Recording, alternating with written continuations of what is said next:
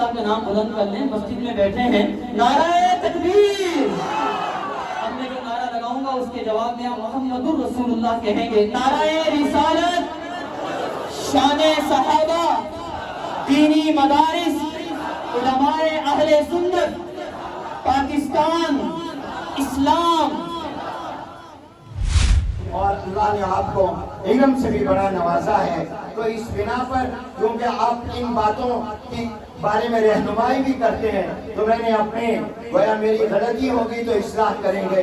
میں ان کی خدمت میں حاضر ہوا چند دن پہلے جب ملتان تشریف لائے اور آج کے لیے بھی وقت عطا فرمایا تو میں نے عرض کیا کہ حضرت ایک مجلس کا واقعہ میں نے پڑھا کہ ایک مجلس میں علماء کرام اس بات پر گفتگو کر رہے تھے کہ جب اللہ نے موسیٰ علیہ السلام کے اس سوال کے جواب میں کہ اللہ اپنا دیدار کرا دیں تو اللہ نے فرمایا موسیٰ تم میرا دیدار نہیں کر سکتے، میں پہاڑ پر اپنی تجلی ڈالتا ہوں تو تم ذرا اس کو دیکھو اس تجلی کو بھی برداشت کر سکتے ہو یا نہیں. اللہ نے اپنی نور کی تجلی کوہ طور پر ڈالی تو حضرت موسیٰ علیہ السلام اس کی تاب بھی نہ لا سکے اور بے ہوش ہو کر گر پڑے.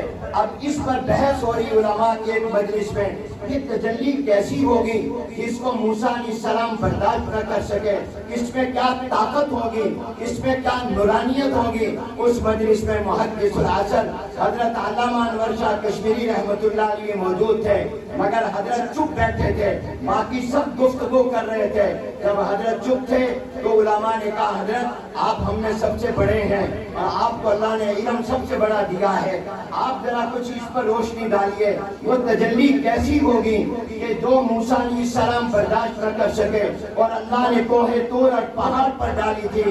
آپ خاموش کیوں ہیں؟ آپ کوئی اس بارے میں تبصرہ اور رائے نہیں فرما رہے.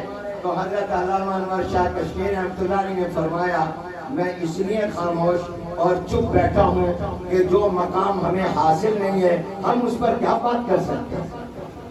ہمیں جو مقام حاصل نہیں، جس چیز کو ہم جانتے ہی نہیں، یہ تو اللہ کی تجلی ہے، یہ اللہ جانتے ہیں، ہم نہیں جان سکتے، ہمارا یہ مرتبہ نہیں، ہمارے اندر یہ صلاحیت ہی نہیں. اور پھر آگے فرمایا مولانا صاحب سنیے یہ تجلی، یہ وحی، یہ نبوت کے خصائص خصوصیتوں میں سے ایک خصوصیت ہے، یہ نبوت کی حقیقتوں میں سے ایک حقیقت ہے. وحی نبی پر آتی ہے، غیر نبی پر نہیں آتی. وحی نہ صحابی پر آتی ہے، نہ ولی پر آتی ہے، نہ قطب اور ابدال پر آتی ہے، نہ محدث اور مفسر اور عالم پر آتی ہے. وحی اللہ کے نبی پر آتی ہے. فرمایا یہ نبی کی خصوصیت ہے، یہ نبوت کی حقیقتوں میں سے ایک حقیقت ہے. اور فرمایا اگر نبوت کی حقیقت علامہ انور شاہ کشمیری رحمۃ اللہ علیہ پر معمولی سے معمولی ذرے کے برابر بھی اس پر ظاہر ہو جائے کہ نبوت کی حقیقت علامہ انور شاہ کشمیری پر ظاہر ہو جائے، فرمایا میں جل کر کوئلہ ہو جاؤں، میں جل کر کوئلہ ہو جاؤں، میں اس کو برداشت نہیں نہ کر سکوں.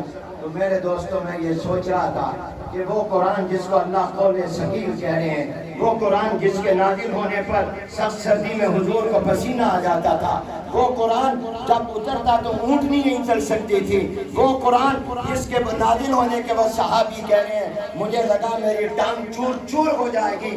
یہ قرآن کریم اللہ کی شان رحمت ہی تو ہے کہ اللہ نے یہ قرآن جس کو کوئی نہیں اٹھا سکتا تھا حافظ قرآن کے سینے میں جمع کر دیا.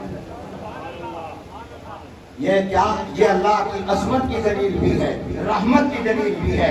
اس لیے اللہ نے قرآن کی تعلیم کا ذکر صفت رحمت کے ساتھ کیا.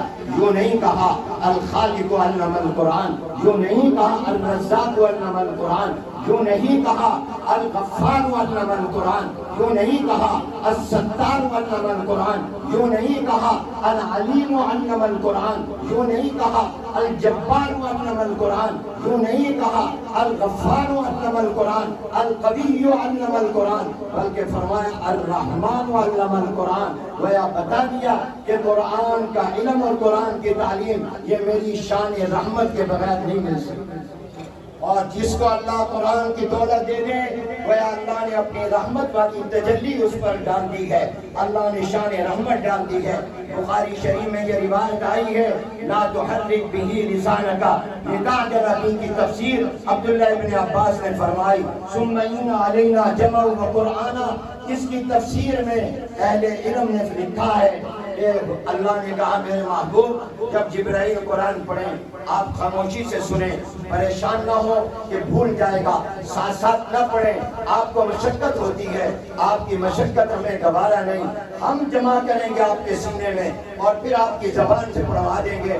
तो इन्ना अलैना जमाउ व कुरआना के अल्फाज से अहले इल्म ने इस्तिदलाल किया है कि कुरान का हिफ्ज़ अल्लाह की मदद के बगैर मुमकिन